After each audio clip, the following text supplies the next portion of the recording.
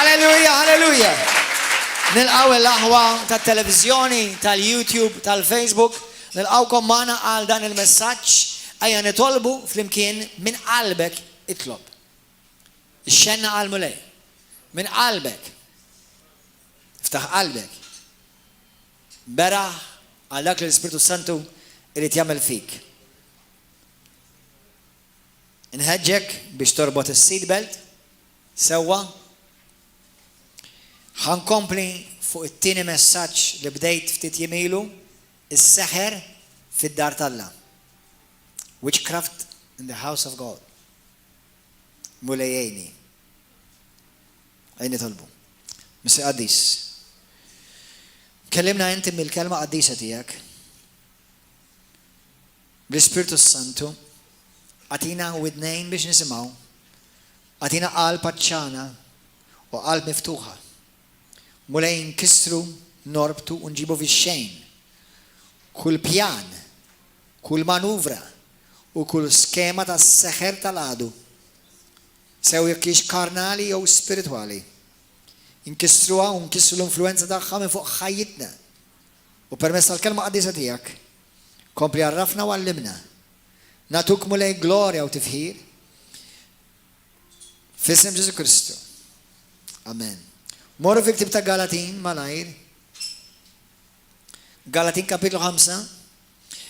L-ewwel messaġġ kellimkom fuq kif il-kelma seħer, il-kelma witchcraft. Ħafna midrabi meta tgħid il-kelma witchcraft jew seħer, ħafna mill-Kristjani jimmaġinaw xi saħħara bit-toppu jew b'xi kappell tal-ponta, b'xi snin kbar, ma nafx, xi mnieħer kbir. Jak taraw iġħat b'mnieħru kbir, mhux bil-forsi kun saħħa. Jew mnieħera kbira, insomma. Jew b'xi widnej kbar. Eżi saħwa. Imma fil-Bibja dak mhux is-saħħar. U laqqas hija s-saħħara. Ovvjament hemm affarijiet li huma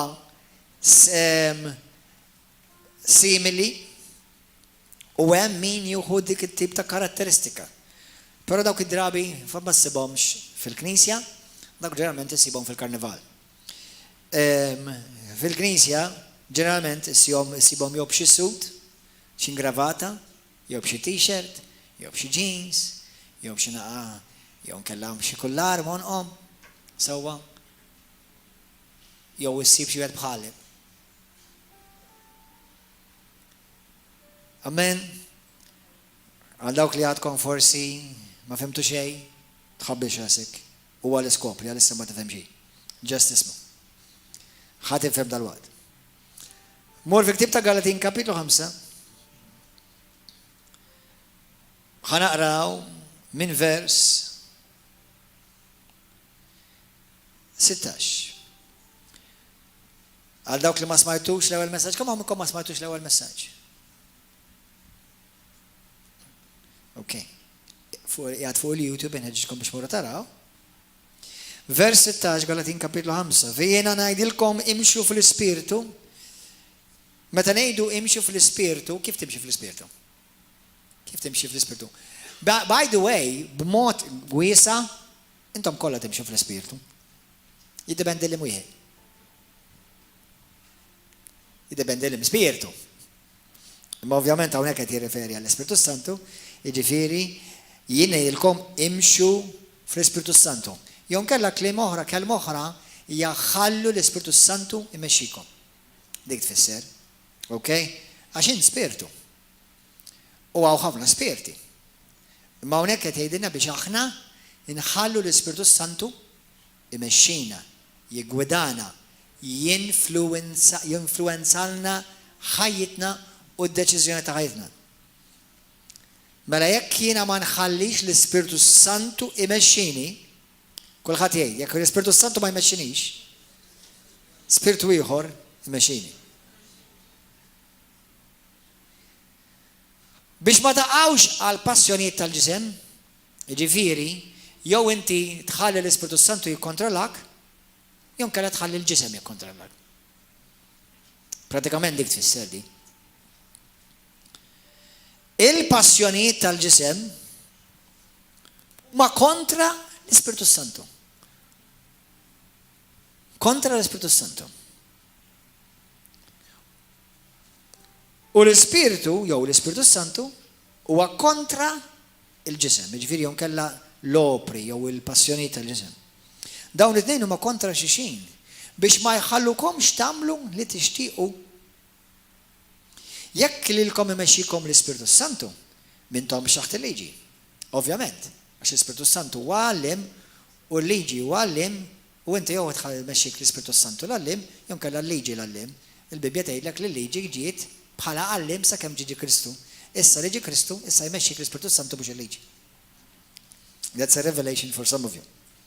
L-emejjel tal-ġisem huma magħrufa. L-emejjel tal-ġisem, ġifier meta xi ħadd jimxi fil-ġisem, jimxi fl-emozzjonijiet tal-ġisem, huma dawn. Żina, il-kelma żina huwa sess barra żwieġ. U meta tagħmel sess ma' xi ħadd ma tkunx iżżewwiġt. Tkun qed tagħmel iż-żina. U ż-żina ma jfissirx jiena mart ma' waħda sewja qabel ma kont miżżewweġ u sewja wara li kont miżżewweġ xi ħadd. Ma jfissirx għax jiena għamilt sess magħha iżżewwiġt. Anzi, qed nagħmel id-dnub u qed impoġġi lil nifsi f'periklu tal-infern. Anke kien qed nipredika l-Vanġelu. Għax Pawlu jsejm iwissi li hu stess irid joqgħod attent li ma jmurx il-ġenna li qed jippredika u stess ma jidħolix. L-ewwel Korintin 9:27, għodu attenti. Għax dar aħħar smajt xi ħaġa li niktitni ħafna. Meta inti tagħmel sess ma' xi ħadd, m'intix qed iżżewweġ u għalhekk Alla jwessik mela jekk tagħmel sess, iżżewweġ. Mhux kull sess tfisser żwieġ. Da sess ifisser żina, dnub, faħx, nuqqas ta' rasan, idolatrija, isimgħuha seħer, mibeda, ġlied, ejra, korla, ambizzjoni, firda, partiti, invidja, sokor, dbaħrit u wejjeġ bħal dawn. Nwissikom. Issa aħna llum ħanifukaw fuq is-seħer. Nwissikom li min bħalma wissejkom qabel, min jagħmel dawn l-affarijiet tal-ġisem u jgħix fihom, mhux li jkollok it-tentazzjoni ta' jum kellha xi kultant taqalaw jew taqalem, xorta tipprova taqax, imma min jagħmel dawn l-affarijiet jew jgħix fihom ma jgħidx is-salta Alla. Jekk qed tindunaw intom, hawnhekk l-Ispiritu Santu qed jgħid li waħda mill-opri tal-ġisem, waħda mill-manifestazzjonijiet tal-ġisem hija seħer. Daw interessanti. Għal-raġuni, għax qabel ma jiena bdejt nitgħallem fuq dawn l-affarijiet u bdejt naqra dawn l-affarijiet, kont dejjem naħseb li seħer tfisser li jkun hemm xi saħħara, jew xi satanist, jew xi wieħed fl-okkult u jagħmellek xi magħmul allura inti għandek xi tip ta' seħer fuqek. Issa ħafna min-nies il-kelma seħer laqas jafu xi tfisser, inkluż mexxejja u reliġjużi, inkluż ħafna well-meaning Kristjani. Apparti dawk li intom smajtu u għandkom memorja tajba u għettilkom it-tifsira tagħha. Ġimgħa ilu. Kemm hawn minnkom ma tafux xi tfisser verament seħer. Oli dik, tibsħix. Oli dik, jekk ma tafx xi tfisser seħer. Oli dik. Ok, għandna 3, 4, 5, 6 onesti, il-pija. Jekk impunta xi ħadd tgħidli seħer, tgħidli. X'inhi seħer? X'inhu seħer? Seħer, witchcraft. Thank you, sister.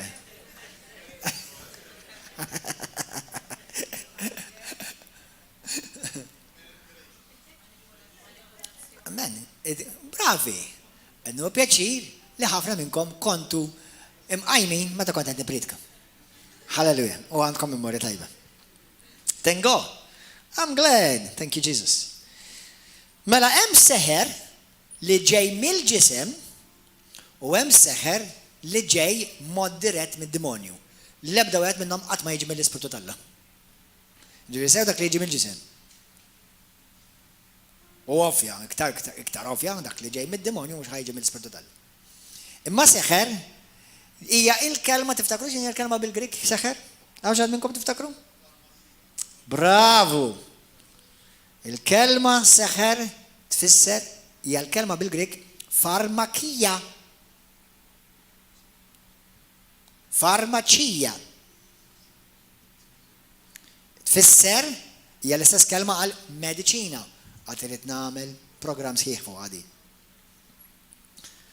Mediċina tfisser sorcery l-Ingliż. Ġieli smajtu medicine man? Ġieli smajtu about the medicine man? X'inhu medicine man? Medicine man jiġifieri raġel li jopera jew anke mara jopera fil-farmakija. Li ġifieri ħafna drabi da issa da mhux ovvjament tal-ġisem da affarijiet diaboliċi issa. Diaboliċi ġifieri b'mod dirett. Għax l-oħra indirett. Di ħafna bid-drabi għaw issibhom pereżempju fin-Native Indians l-Indjani tal-Amerika. Jew witch doctors, brava. Fl-Afrika, fl-Asja, daw issibhom hemm daw il-witch doctors. ħafna minnhom, ħafna minn nies jirrikorru għandhom biex ifiqu. Għalhekk jgħidulhom witch doctors. Biex ifiqu. Imma jużaw incantations, dak li jgħidulhom bl-Ingliż incantations, spells, u jikkonġerjaw bl-Ingliż ma nafx, to conjure jinvolvu spiriti. Dak huwa l-estrem ta' witchcraft. Ismaw. Però il-kelma, il-root word, il-qofol tagħha din tfisser li inti tagħti tpoġġi l xi ħadd taħt spellbound. Li tagħti xi tip ta' tfisser ukoll tista' tagħti xi ħaġa li tista' biex tinfluwenza jew iġġib taħt influenza. Ġejja mill-kelma valenu jew ivvalenat jew li jivvalena. Li jfisser, di għad ngħidilkom naqra nirrepeti naqra li nifsim ta' qabel, li jfisser li lilek idaħlek f'tip ta' raqda. Idaħlek f'tip ta' raqda. Pawlu jitkellem f'Rumani kapitlu 11 fejn ħafna daħlu fir-raqda tal-mewt. Jista' jgħidu anka jiddrogak, pereżempju, jew nkella jikkalmak. Ħafna mid-drabi meta anka aħna pereżempju ġieli smajt nies li jieħdu pain killers, dik li qed jagħmilek qed jinnamjalek mhux qed ifejqek il-marda l-problema xorta imma qed iġibek tal mod li ma tħossix. Jiġifieri xorta qed joqtlok mingħajr ma tħossha. L-implikazzjoni ta' dan ifisser li inti tiġi jew taqa' taħt l-influenza kontroll ta' qawwa, seta, suġġett ta' sa hawnhekk jifetħu l-bibien. Persuna, persuni, moviment, partit, sistema ta' twemmin. Marru fi ktib tal-Atti tal-Apostli, kapitlu 8. Xi ħaġa li kemminni fil-mulej, kemminni, 26 sena. Li x-xitan jaħdem ħafna simili tal-Alla. Ġieli notajtu intom? B'mod oppost. Aħna għandna kif qrajna li Alla jridek li inti tiġi kontrollat mill-Ispirtu Santu. Mela, xorta kontrollat? Infatti ma' uħat li mhuwiex ikkontrollat. Ma' uħat fid-dinja li mhux taħt xi tip ta' influenza. Qed tifhmu aħwa? Ma' uħat li huwa lajja taħt id-demonju, laqqas taħt Alla. Jew inti taħt Alla jew taħt id-demonju, m'hemm ħadd fin-nofs. Fl-Iskrittura, saqsini brother il-ġimgħa l-oħra nahom. Fl-Iskrittura tgħidlek li daw kollha li mhumiex imwielda minn ġdid huma taħt bl-Ingliż tgħidlek sway, under the sway. Taħt l-influenza u taħt is-seta tad-demonju. Taf kont tafin? Li daw kollha li mhumiex imwielda minn ġdid huma taħt is-seta u taħt il-jett u taħt l-influenza b'mod dirett tad-demonju. Għax għadhom taħt is-salta ta' din l-art. Għadhom taħt is-salta tal-lamijiet. Meta titwiled mill-ġdid, inti tagħmel transfer ta' saltnijiet. Tiġi taħt influenza, taħt kontroll ta' sultan ieħor. Jiena u inti ikkontrollati. Kontrollati fi sens influenzati biex ikkontrollati. Influenzati. Però jiena mhux biex niġi influenzati, narid illa lek kontrollani. Għax naf xi ġri meta ma jkontrollix Alla. U peress li għadni ngħix ġo ġisem li għadu mhux mifdi, allura naf xi jrid il-ġisem. U dak li jrid il-ġisem ħafna drabi ma jridux l-Ispirtu tal-Alla. Għaddefem, għalhekk waħda mit-talbiet li ngħid regolari, mhux just Holy Spirit come in me da. Number one, he's already in me. Control me, kontrollani. Infatti waħda mit-talbiet li nħobb ngħid jiena Lord invade me, invadili kull ċellola ġo ġismi. Invadini f'kull erja li hemm, f'kull organu. Irrid niġi invadu bl-Ispirtu Santu.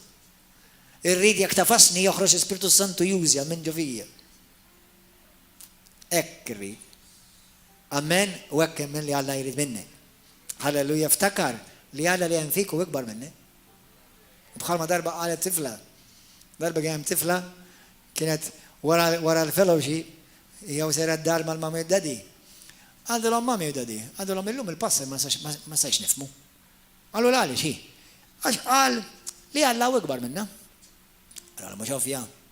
Għax ma fimx. Għallu ma għal jgħix ġofina. Għal ma fimx ta. Għallu ma fimx. Għaldilha ma, jekk Alla ikbar minna u jgħix ġofina. Mhux suppost jidher iktar. Idaru bl-Ingliż. Dun aħjar. If he is bigger than me and he lives in me, shouldn't he be showing true?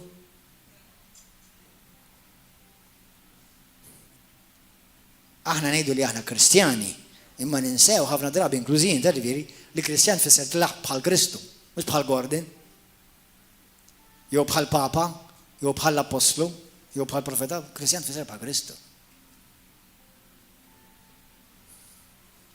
Amen? Halleluja. Issa, morru fil-ktib tal-Atti kapitlu 8, jgħid l-Spiritu Santu kellimni. Grazzi malej. Atti tal-Apostli 8 huwa interessanti.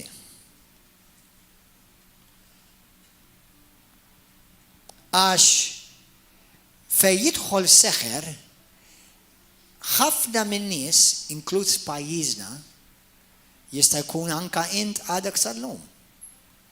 Jista' jkun m'għadekx. Għamilt transfer totali. Ħafna min nies illum f'pajjiżna huma taħt seħer.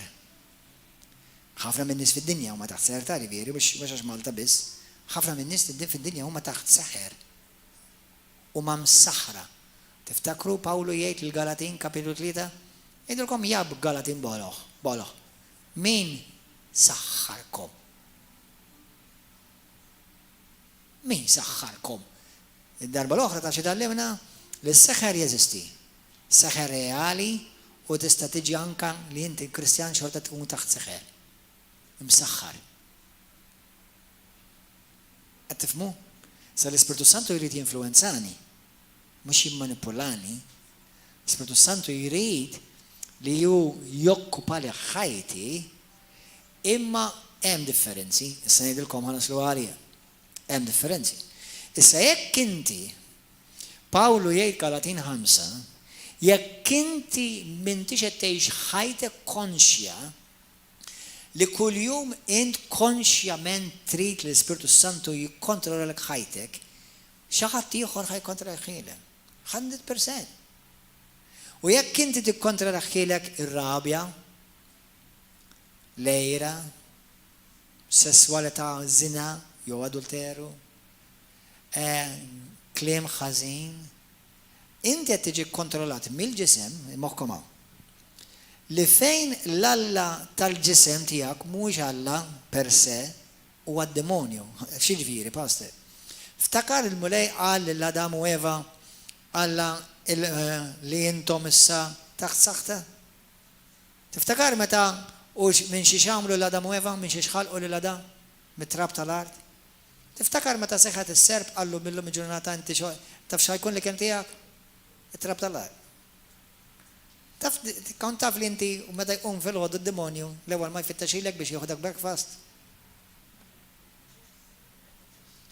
Allura jekk inti kull fil-ħodu tqum ma tqumx u tgħidina konxjament Spiritu Santu kontrollani, ħatkun iktar target faċli biex ix-xitan jikkontrollak ħajdejk. Għax inti qed tgħix ġo ġisem. U l-ġisem huwa l-iktar ħaġa li inti tara kontinwu. Għax inti l-Ispirtu ma tarax. Qed tifhmu aħwa? Allura għalhekk iktar ma inti tittejx verament ikkontrollat mill-Spiritu Santu, make sure li inti tagħmel deċiżjonijiet konxja li l-Ispiritu Santu jikkontrollak. Għax jekk le tiġi kontrollat mill-għadu b'mod jew dritt jew indirett. Issa l-Kristjan suppost ikkontrollat mill-Ispiritu Santu. Imma dik tagħmel għażla konxja kuljum. Għax bħalma tgħidlek, bħalma qrajna f'Galatin, li prattikament mhix awtomatika jien inħalli l-Ispiritu Santu jikkontrollani. Mhix awtomatika, avolja l-Ispiritu Santu jemmar fija, jiena rrid l-Ispiritu Santu juhu over.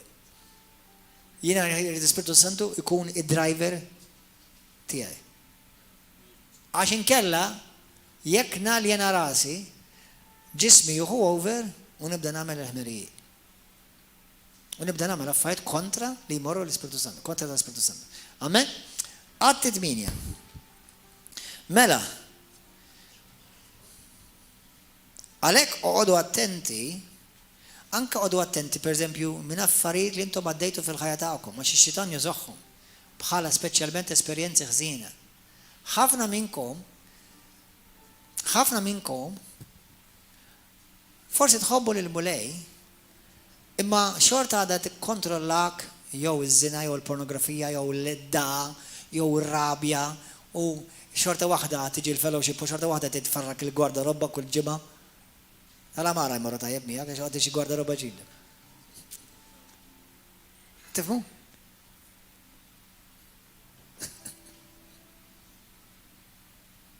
Jew tifqa' xi bieb.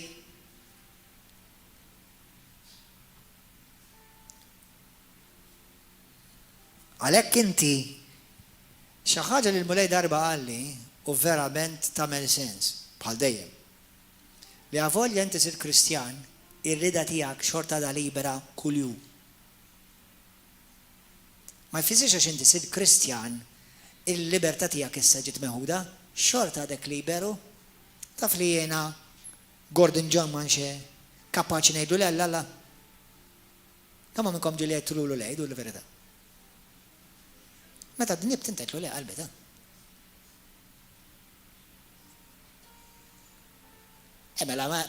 Mela għadek liberu fl-għażla tiegħek.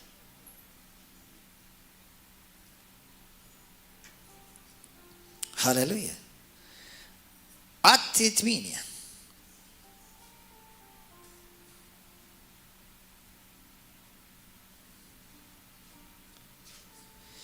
Halleluja. Vers 8. Għaj nibdaw minn vers 4. ħanaqra daqsxejn malaj ħanasal għal-punt.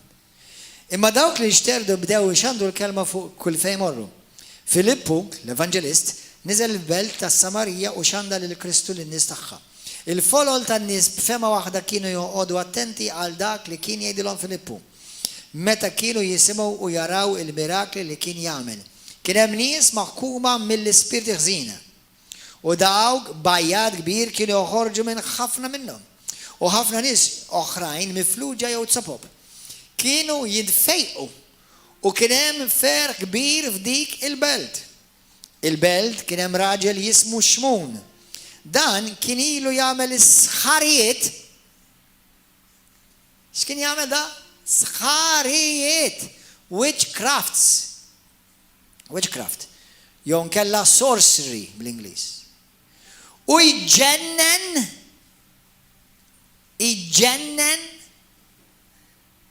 Issa xi ħaġa interessanti, ma nafx jekk kontux tafuha, minn fejn nġibu l-kelma ġenn aħna Malta. Tafun, kont darbetta di ħafna senilu minni ma ngħidha, taf li l-kelma ġenn tfisser demonju. Ġejja mill-kelma bl-Arbi ġinn, mhux ġinn entonik ta' ġinn. Ġejja mill-kelma bl-Arbi fil-Islam ġinn. Meta xi ħadd jiġi possedut b'demonju, jgħidu ġi maħud over b'ġinn. U aħna pers li għandna l-Malta tagħna semitiku, ħadna l-kelma ġenn jew miġnun. Miġnun sa kull rispett lej min għandu mart mentali. Imma dak li għamillek id-demonju jġennek. Jġennek. Dak ġenn. Jġennen ħafna nies f'tas-Samarija u jdejdilhom li hu xi ħaġa kbira. Il-koll mill-kbar saż-żgħar kienu jisimgħuh bil-ħerqa. Għax kienu jgħidu dan il-bniedem isimgħu wara kulħadd jgħid li kejn it-talba wara minn qalbek il-Spiritu Santu. Għatini għajnejn biex nara anka dak li ma rridx nara.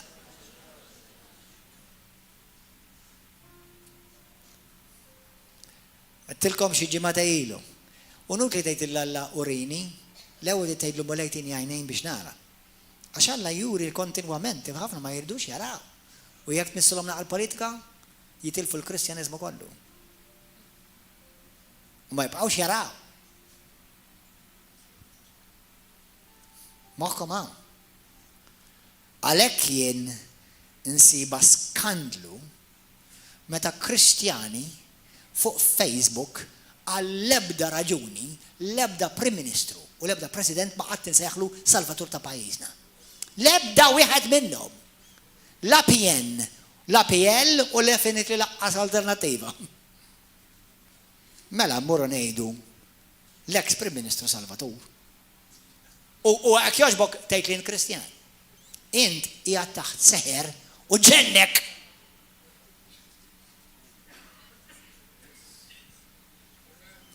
Imma mhux jekk trid tinfisser, hekk trid tfisser għax hekk.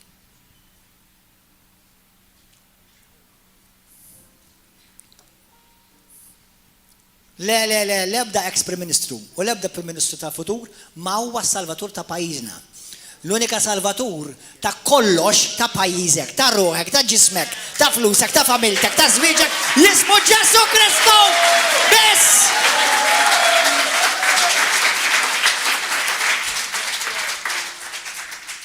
U jekk għamel din il-bażwarija,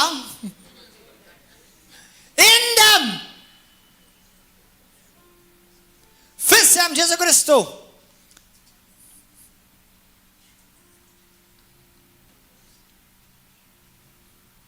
U jekk int offendut, indem iktar malaj. Il-kol mill-kbar saż-żgħar kienu jisimgħuh bil-ħerqa għax kienu jgħidu dan il-bniedem huwa l-qawwa ta' Alla u jgħidula l-qawwa l-kbira. Kienu jisimgħuh għax kienu ilu ħafna jġenninhom bis-ħarijiet tiegħu.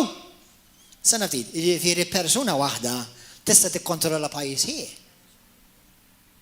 Jiġifieri persuna waħda tista' jkollha poter warajha li tinfluwenza pajjiż ħieħ. Hawnhekk qed naqraw istorja ta' Malta qalbi. Mhux tas-Samarija.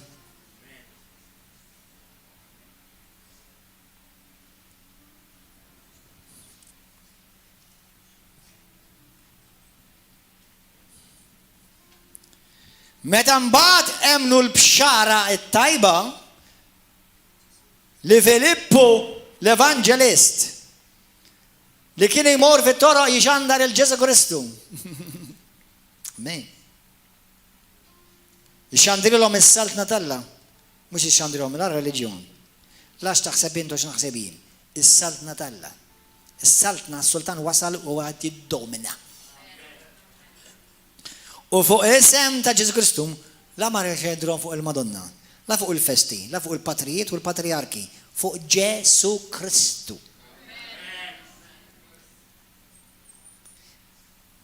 kull minnu verament talla u għandu ġuħ għal-verità, l-unika xandir huwa Kristu.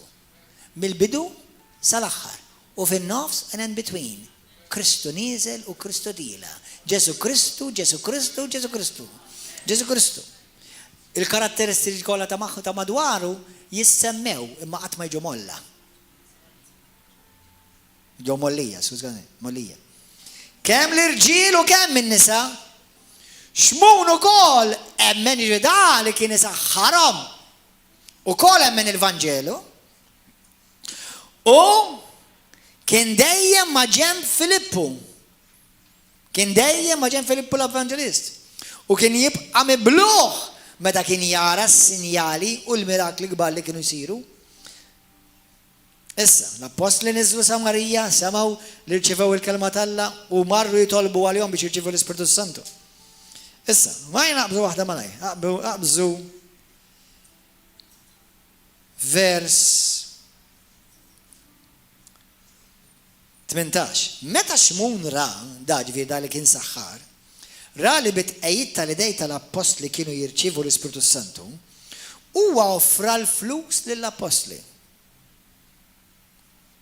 U għalilhom għatu din is-seta lili wkoll biex kull min qiegħed idejja fuqu jirċievi l-Ispiritu Santu.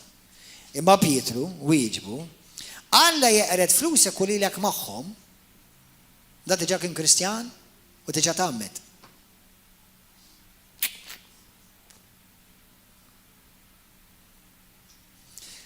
Alla jeqred flusek u lilek. Tiġġib il-biża Alla? Magħhom. La darba ħsibt li biflusek tista' tixtri d-don tal-Ispiritu Santu. Int m'għandek x'taqsam f'din il-ħaġa. M'għandek ebda jett għalija. Qalbek mhijiex sinċira quddiem Alla. Indem minn dan il-ħażen tiegħek u itlob lil mulej biex forsi jaħfillek dan il-ħsieb tiegħek.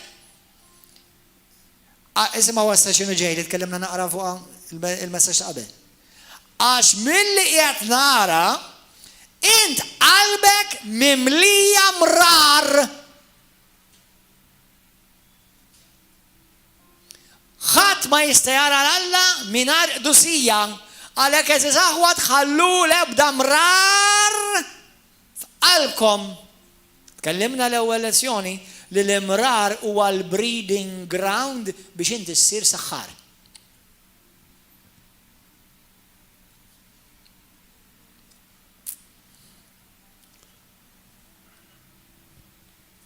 Taf kemm hawn Kristjani b'imrar f'qalbhom? Taf kemm hawn Kristjani fuq il-pulpti bl-imrar f'qalbhom?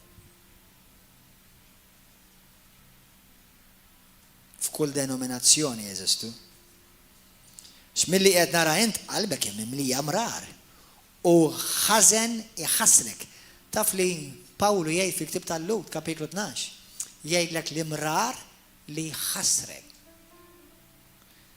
Imbagħad xmun wieġbu itlolbu intom għalija lil mulej ħalli ma jiġri xejn minn dan li intom għedtu. Eżaż aħwa, jekk intom tidu taraw poplu taħt seħer, nibda ngħidilkom x'nara jien u intom ħad taqblu miegħi. Meta jaslu l-elezzjonijiet, tindunaw li ħafna Kristjanijiet il full fidi kif jiġu l-elezzjonijiet f'pajjiżna?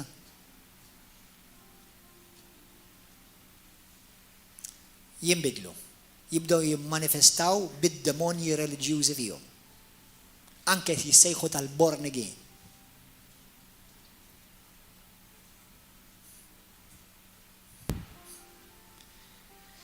Meta tasal il-World Cup, Kristjani argumentaw jiġġieldu fuq il-Facebook.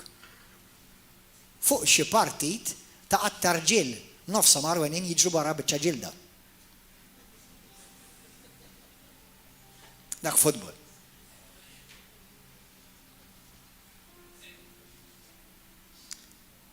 Jiġu taħt seħer.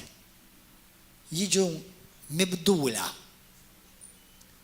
Jiġu exposed fejn vera qalbu. Affarijiet li lilek jistgħu waqqawk taħt seħer, ġifieri tiġi taħt il-manipolazzjoni u l-influenza tagħhom, ħażina, għax hemm l-influenza tal-Ispiritu Santu. Hemm l-influenza tal-kelma. Irrid nistalla jinfluenzawni jien. Ovvjament l-ebda bniedem tallam u Alla għalija, hemm nistalla li nħobb nismagħhom u rridhom jinfluenzaw la ħajti. Amen? Alleluja. Thank God. Mużika. Ġilini tajtu li ċertu mużika tbidlek. Isma' tiċċassaw xija. Ftakar li x-xitan ma krea xejn. Xitan jimita biss. Bħalma ta' aħna naduraw l-Alla u aħna jew infiqu fil-preżenza tal-Alla nikpu fer kbir. Meta jiena kont immur id-diskos jew Paċevel jew barra Malta, taħt ċertu mużika, kont inħoss differenti. Għodu attenti x'mużika tisimgħu. Għax mhux ġast qed tisimgħuha, qed tinfluwenzakom. Qed tinfluwenza kif tħares lejn il-ħajja, kif tħares lejn il-familja, kif tħares lejn il-mulej. Iktar u iktar ikun xi mużika li kienu li għamlu xi incantations diaboliċi fuqha. Biex kull darba li tiġi mdaqqa, verament inti ġi taħt saħħer diaboliku. Films! Ġini, ma nafx jekk għaċċinnu tajtu, mhux films, il-films kollha. Bħalissa il-mara taf tara House on the Prairie. House on the Prairie. Rajt xi ftit magħha ma jitħobb taraw l-affarijiet. Mhux għax niddejjaqta, imma House on the Prairie, apparti li anka familja kristjana, għavolja miskintex kemm jaqalawlu l-pastorja tal-villaġġ. Hemm sorsi ta' manipolazzjoni hemm, għax kulħadd irid jimmanipula dal-povru pastor. Imma bżaw, dik storja oħra mbagħad nitkellmu fuqha. Imma kif tara film, jew iniktek, jew itaqlek, jew iferħek, inta tiġi dak l-influenza ta' dak il-film ta'. Għalhekk trid toqgħod attenta x'tara, oqgħod attent x'tpoġġi għajnejk fuqhom. Messaġġi. Per eżempju, mhux biss teachings bibliċi, preachings, imma għadha anke teachings x'tisma'. Anke per eżempju ċertu programmi fuq televiżjoni, anke Maltija. Toqgħod attent x'tisma' għax dawk jinfluwenzawk. Individwi. Issa hawnhekk aħna naraw individwu. Naraw wieħed saħħar u għavolja aċċetta l-Ġesu u tagħmel xorta kien għadu jopera taħt seħħet. Kristjan xorta waħda. Galatin, għaliex x'ġralkom min saħħarku. Issa ħanejdukom ħaġa ħwa. Għaw individwi fil-ħajja li għandhom hemm minnhom li kollhom don ta' leaders. Don ta' nies influenti. Issa, tista' tuża l-influenza tiegħek għall-glorja tal-Alla. Tista' tuża l-influenza tiegħek għad-demonju. Ftakar, hemm żewġ saltniet, inti f'waħda minnhom. Ibidlulek l-attitudni tiegħek. Hemm spiriti diaboliċi jaħdmu warajja biex jinfluenzawlek ħajtek. Kull don li aħna rċevejna, inkluż minn ġu famna, aħna rċevejnieh biex dak id-don li Alla tagħna nużawh għall-glorja tal-Alla. Jekk hux kant, jekk hux sfin, jekk hux management, jekk hux tajjeb f'bidejk inti xorta jdejk, dak huwa għall-glorja tal-Alla. Kull don li inti tuża għall-glorja tal-Alla suppost. Ħasemilkom nies li huma influenti fid-dinja li jekk kont tismagħhom kienu jisaħħruk jew għad-deni jew għall-ġid. ħanibda bit-tajjeb l-ewwel. Billy Graham. Ġieli smajtu l-Billy Graham? Ma tiġbax tisimgħu jipredka. U jdaħlek. Issa Billy Graham laqqas kien ikkonsidrat pentekostali karizmatiku terġa'. Ma jfissirx li ma kellux l-Alla ta' ma jfissirx ma kienx midluk. kien midluk u kien msejjaħ. Imma tisma' l-Billy Graham sallum il-ġurnata anka wara mewtu, għadu il-messaġġi tiegħu isaħħruk imma għal-ġejt fis-sens jinfluenzawk. Għanilkom xi ħadd li tafu bieħu. Hitler. Taf li jgħidu li min kien jisma' l-Hitler kienu jħossuhom min kien jisma' l-Hitler kienu jiġu qishom taħt seħħer, jisaħħarhom. Hitler kien letteralment mimli bid-demonju, ma kellu don ta' mexxej li minflok qazzu dak id-don u taħ il-Kristu użah għad-demonju. U x-xitan akkomodah. Il-pija ħanħallililkom tiġġudikaw. Joseph Muscat. Jiena nemmen li dar raġel għandu don. Mill-lat politika ma tantx naqblu jiena hu għax jiena ta' Kristu. Imma il-raġel tisimgħu jitkellem, he is very influential. Issa rħilu meta titkellem waħdek tgħid li trid. Imma l-persuna influenti. U tisimgħu jitkellem, jaf xi jgħid. Ma qbilx miegħu ovvjament meta qal li jiffavorixxa l-abort sitilu. Dak huwa affarijiet li kieku jiffavorixxi d-demonju. U jiena li jiena ta' Kristu qatt ma nista' niffavorixxi dak li Alla ma jiffavorixxix. Sewwa? Martin Luther King.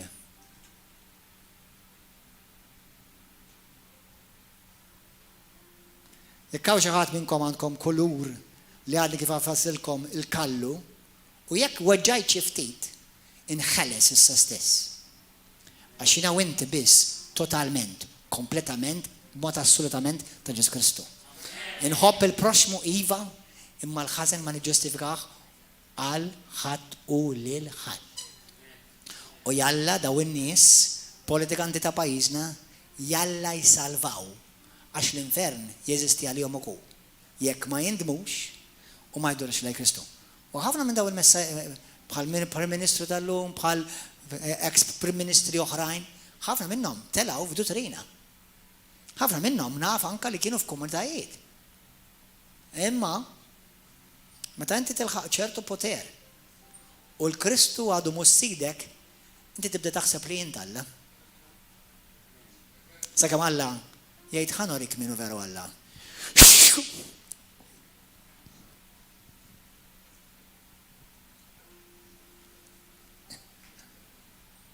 U Alla tiegħi għadu jagħmelhom dawk l-affarijiet.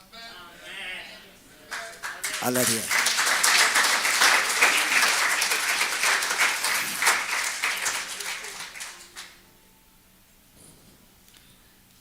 Però nitolbu Alla u n-nies għalhekk Alla jgħidlek jitolbu għall-mexxejja tagħkom.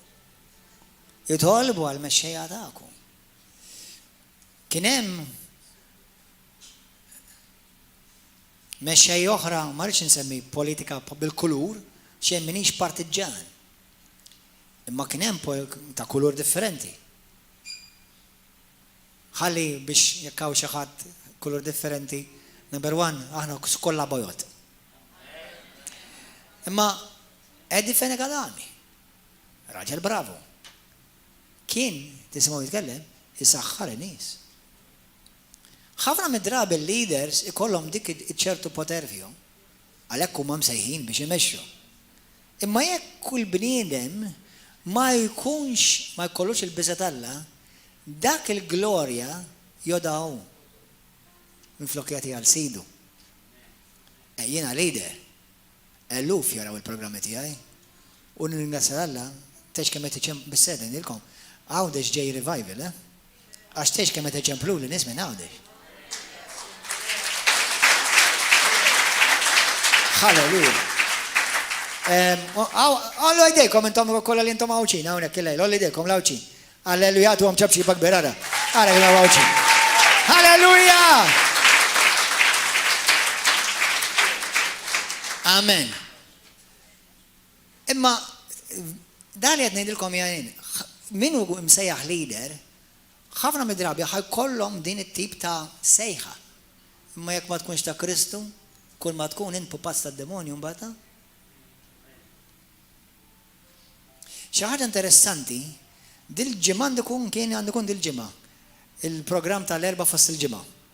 Jiena ma narax television, ma mort narax fuq il-Facebook illum. Kellhom intervista ma' wieħed satanist. Tafx qal is-satanist? Qal ħafna Maltin huma satanisti.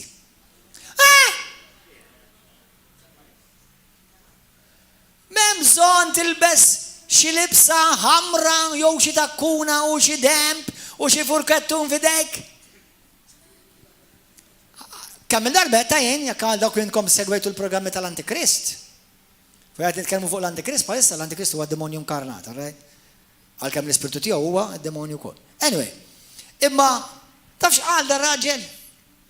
Għal ħafna Maltin taw ma satanisti mingħajr ma jafu. X'wans li inti tagħmel dak li trid int, ix-xitan dak li jridek tagħmel dak li trid int. Ma Ġeżux qal, mhux dak li rrid jien mulej, ma dak li trid int. Għalhekk inti ix-xitan taf xejdlek u jinqeda b'xi pupazz politikant. Għamel li trid int. Inti liberu biex kejx kif trid int. Nifhimha għax huwa politikant, mhux reliġjuż. Ma se nafti, ma se titla' fil-politika u tinsar il-Kristu.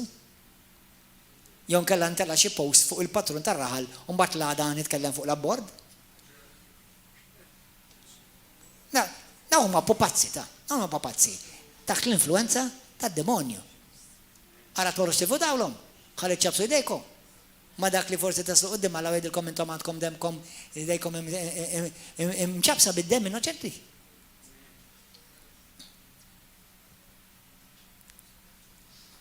Halleluja.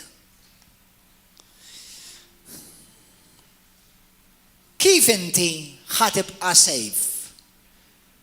Dan is-satanist għallu, min qed intervistaħ, għallu meta il-Maltin jagħmlu li jridu.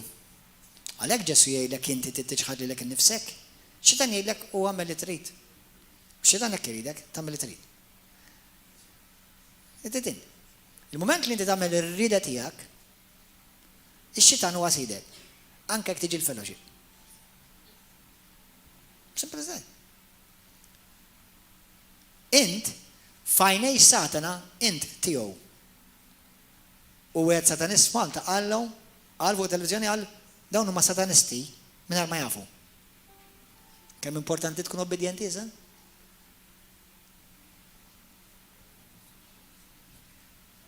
Ma qal xejn li ma kontx naf, imma I'm glad li qala. Biex forsi kun hemm xi erba' reqdin. Umu qajma minn fuq tagħhom u jiġi f'sensiju. Ħalli mbagħad jimdunaw li dak li rqiq ta' fuq televiżjoni. Dak il-gustuż hemm, dak li fih tifel.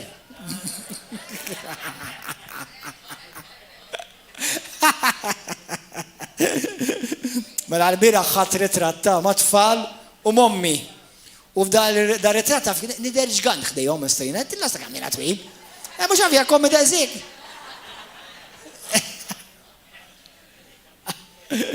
Vera strina, rajtni twil fi ritratt illa kemm twal, my goodness. Well, anyway.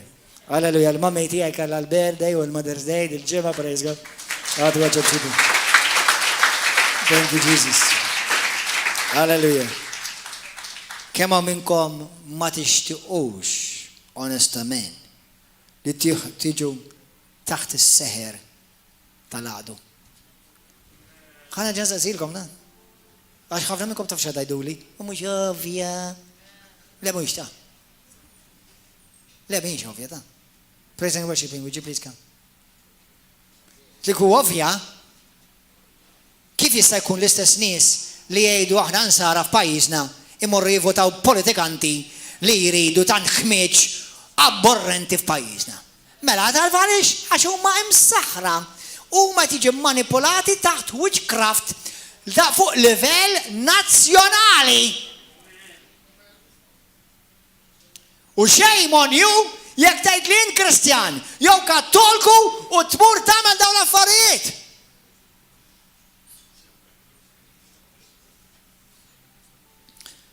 Kemm hawn minnkom ma tidux taqgħu taħt seħer, olli dejk. Ejdu minn qalbek, ejdu mulej. La tħallini qatt tiġi taħt seħer. jew imsaħħar minn spirti ħżiena, jew immanipulat minn demoni, mingħajr ma ninduna. Ħana tikom daw il-punti. Iktbuhom jekk tridu. Number 1. Għax ovvjament bħal mettilkom dejjem hemm l-oppost. Għax ix-xitan isaħħrek, jew dawk li jaħdmu għalih jisaħħruk, u mbagħad għandek dawk li wkoll jinfluwenzawk, imma l-kwestjoni ħafna mid-drabi hija di. Ara il-battalja tiegħek u tiegħi hija waħda di biss. Din l-unika battalja ħad tiffaċċja ħajtek kollha. Min u sidek. Din l-unika battalja f'ħajtek ħad tiffaċċja. Fejn jidħol finanzi, min u sidek. Fejn tidħol ir-relazzjoni tiegħek ma' ħutek fil-Knisja, min u sidek. Fejn tiġi għall-mamudija, min u sidek. Fejn tiġi jekk tiġix River of Love jew le, min u sidek. Jekk inti taqrax il-Bibja jew le, min u sidek. Jekk inti tiġix dak għandek x'taħfer jew timxi bil-maħfra u bil-ħnina, min u sidek. Għax jekk huwa Ġesu sidek, mela obdih. Għax jekk m'intix tobdel ilu, awtomatikament qed tobdel lil ieħor. Amen? Hallelujah. Thank you, Jesus. Number 1. Kif jiena u inti ma naqgħux vittmi ta' seħer diaboliku kontra Kristu Antikrist. 1. Dejjem iċċekkja dak li bniedem qed jgħid u jagħmel mal-Bibja. Dejjem. Amen. Tiġix tgħid li għax jiena da fid-demm. Jew għax jien hekk imdorri, għax aħna l-familja kollha hekk. Mela, dejjem iċċekkja jekk dan il-kliem imurx kongruenti ma' kliem Kristu fil-Bibja. 2. Din li jiena nsiba li tgħinha ħafna di, it-tu. Xi kultant, kważi jatmur ħandin ma' wanta. Ġesu kieku jagħmilha di. Ġesu kieku jagħmilha di. Per eżempju, Ġesu kieku jmur jivvota għatta politikanti li ċaħdu l-Alla, għatta politikanti antikristi fil-parlament u ħafna minnhom telajtu għom intom. Kieku Ġesu jmur jivvotalhom. Mela dak li ma tarax il-Ġesu jagħmel, tagħmlu x'int? Amen? Dejjem saqsil lilek innifsek. Kieku Ġesu hekk jitkellem. Ġesu jilbi surprise kif jitkellem, speċjalment ma' l-ipokriti u ma' reliġjużi. Brambajda, iħaw loving. Għat-tasrib u il-sin il-lefat. Iħsibtu kollu ħabba jien. Ħabba tgħidilhom il-verità. Xud minnhom ġew sensjom u nidmu. Halleluja. 3. Din hija importantissima wa. Għaliex Kristjan li inti tlaqt minn River of Love, jew tlaqt minn xi knisja kristjana mimlija bl-Ispirtu Santu fejn Alla poġġiek għax ġejt offendut, dan inti kandidat tagħha li ħanejdlek issa. Moħħok.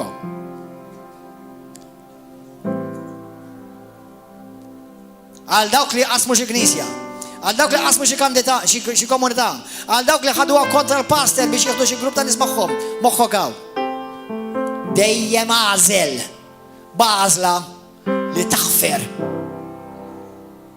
Għax jekk ma taħfirx, qalbek tintela bl-imrar.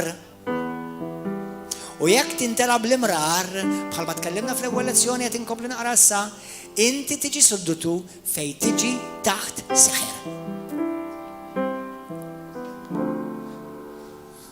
Amen. 4. Iżżomm l-ebda tip ta' mibeda, bitterness, jew offense lejn ħadd. Lejn ħadd. Għax il-moment, isimgħuni, ħafna minn għalihom li għax ma ħafrux huma cowboys issa, huma kontroll. Actually, you're under the control of somebody else. You're not, actually, apparti li inti issa taħt il-kontroll tad demonju, inti suddutu taħt il-kontroll ta' dik il-persuna. Tant inti blaħ, tant inti balala, inti minn għalik li inti tkun b'saħħtek għax qed iżommilhom iż-żomm. Meta mill-fors, meta minn flok, inti inti misek taraw kif vera hi, inti għadek suddutu ta' dik il-persuna li weġġatek. Mela għad tħallija, jew tħallih, jew tħallihom, isaħħruk u m'intix taħseb dritt. Għax kull ma tagħmel dejjem taħseb x'għamillek jew x'għamlitlek. M'intix induna li taħseħer. Imsaħħar. Minn għalik you are free and you're more of a slave than you realize. Għalhekk inti meta tgħidlek forgive means to let go, ħalli inti ma tibqax marbut. Meta taħfer, l-ikbar kbiċir tkun qed tagħmlu lek innifsek.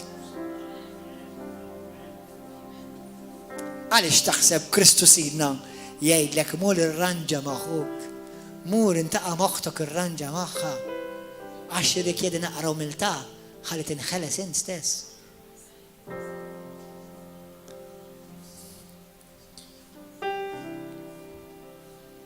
Ħalali, għodu attenti, punt 5, għodu attenti meta tiġi dizappuntat. Ta' fali ġejt id-dizappuntat? Jina nemmen li il-mulej qed jgħinni u dejjem qed ngħinni biex inkun b'saħħti fuq għadi. Ta' fali ġi dizappuntat minn bniedem? Għax inti pretendejt minn bniedem dak li Alla biss jista' jtik. Għalhekk ġejt id-dizappuntat? Aħna ħin kollu ngħiduha kulħadd jiżbalja. Mela żbalja għalfejn ħadd għalik. Ma kontx taf jiżbalja. Ta' għaliex id-deżappuntat? Għax inti basta toqgħod tgħid kulħadd jiżbalja da, imma l-mument li żbalja! Tfarket lek ħajtek. Għax minflok kienet mibnija fuq Kristu, kien mibnija fuq bniedem. Seta kien il-papa, seta kienet il-mama, seta kienet il-mara, seta kien ir-raġel. Jina ħajti mibnija fuq ground li ma jixxejkja u ma jitkisser ħadd u qatt għax huwa biss wieħed Ġesu Kristu. Halleluja. Jekk il-pastor tiegħi jagħmel xi praspura inħobbu ma tabbaddarjanix għax jiena ħajti mhux minn fuq. Jiddispjaċini jekk jiżbalja l-pastor ovvja. Imma inħobbu għax dak huwa id-dejn tiegħi miegħu taf. Taf li Alla għalek għandek id-dajn int. Taf li inti tħobbni whether you like it or not. Bil-forsi tħobbni.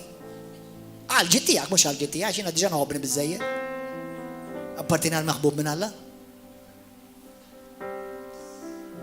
Mela jekk tgħix ħieles, qgħod attent milli ma tiġix iddiżappuntat. U jekk ġejt iddiżappuntat poġġejt il xi ħadd fuq il-livell li inti suppost ma poġġejtu. Hallelujah. Thank you, Lord. Kun bħal papra. Kif? Mux timxi bħala da riviri. Jon kella kull pasta mel. Kellna papri dar, jien kollu għen jamlu. Anyway. Insomma, papra riviri, meta l-ilma jinżel fuq id-dar, papra xieġrila. Jibba jizloq. Kun tizloq. Kun tizloq. Mut għalek il-nifsek. Għax inti il-nifsek il-jien dejjem ifittex li jiġi glorifikat. Meta Ġesu dejjem jgħidlek biex tiġi il-kruċifikat. Crucified. Msalla. U ħajtek ħallija tkun fih, għalih u għal-glorja tiegħu biss. Ħallina u inti nkunu nistgħu ngħidu bħalma qal Ġesu f'Ġwanni 14:30. Ix-xitan jiġi ta' ma m'għandu xejn fija.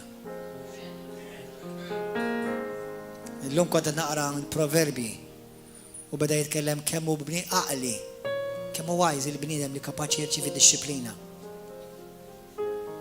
Kemm hu blaħ il-bniedem għax jirċievi disċiplina jieħu għalih. Ejn nitolbu. Itlob jgħis stess.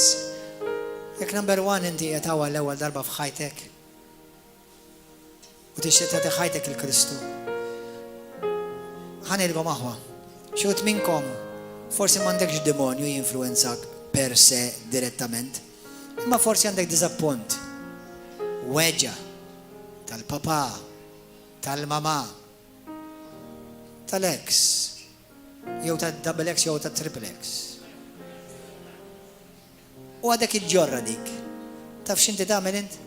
tpoġġi lek nifsek sidditu taħt is-seħħer tagħhom jew tagħha jew tiegħu. U ma tistax tgħix liberu u ma tistax tgħix u tara il-futur għax għadek imwaħħal mal-passat. U llum il-mulej jeħilsek. Irid jibbil liberal.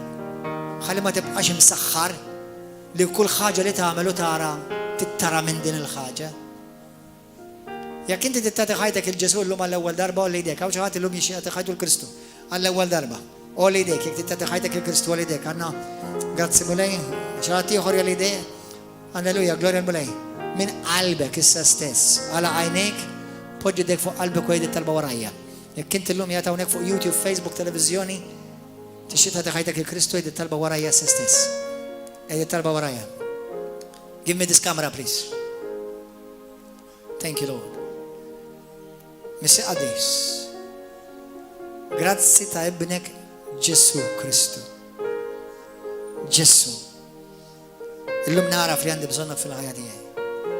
Mhux biss li nemmem li inti biss teżisti, imma ridek li inti tuħu over ħajti. Biex inti tkun l-unika influenza f'ħajti. Ġesu kun inti sidi, kun inti s-salvatur tiegħi. Salvani, aħfil id-dobieti, illum il-qoddin, mexxini jint mulej. Ħalli l-Ispiritu Sant mulej jieħu over f'ħajti, ħsibijieti, qalbi, ġismi. Aħfil li fejn jiena inqastek mulej, aħfil li fejn jien weġġajtek, millum il-qoddim jiena ngħix ħieles u ħielsa. Għax għalhekk inti ġej Ġesu biex teħlisni mill-jasar u mill-madman u biex ma nidħolx taħt madma ieħor. Għalhekk Ġesu aħsilni bid-dem qaddis tiegħek u issa stess imlini bl-Ispiritu Santu. Millum il-qudiem tieni l-kuraġġ u s-saħħa biex ngħix għalik. Dan nitolbok minn qalbi f'isem Ġesu Kristu. Imma jekk inti għaddik it-talba llum minn qalbek, illum int salvat, imweled minn ġdid u llum inti ta' Ġesu. Kompli mtela billi taqra l-kelma tal-mulej kull jum. Amma f'ħajtek it-taq tagħhom kisseraqta u bda ħajja ġdida. U jekk inti llum qed tara dal-programm, qed tara dal-messaġġ, ejja l-fellowship. Ejja naqgħod ma' hawnhekk kull nhar ta' erba' u nhar ta' sibt fis-seba' ta' filgħaxija u l-ħadd fil-għodu fl-10. Il-bqija nawgurawlek ħajja mimlija ġid, għena u paċi u mħabba ta' Kristu. Narawkom il-messaġġ li jmiss. God bless you. Hallelujah.